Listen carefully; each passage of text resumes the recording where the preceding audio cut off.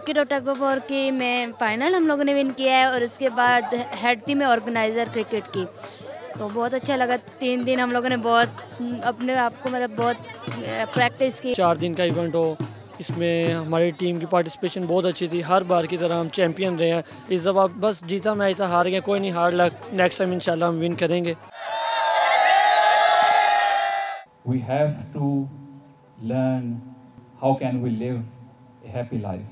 And when we talk about a balanced personality, it has to be the one who is engaged, who is keeping himself engaged with the activities which are very important, somehow the physical activities.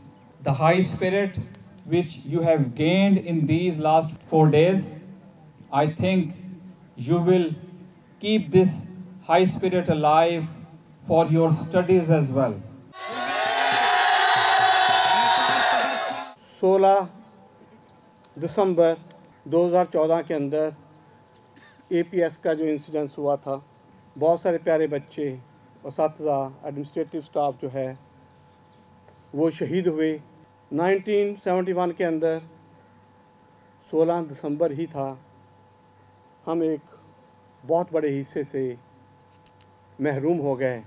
All the members of organising committee, اساتذہ اکرام جنہوں نے اس کے اندر بڑھ چڑھ کے حصہ لیا، and lab staff جو ہے اس نے بھی اسٹوڈنٹ کے ساتھ ہر پورا ٹائم گزارا اور اپنا انپٹ اور اپنی ذمہ داری پوری کی.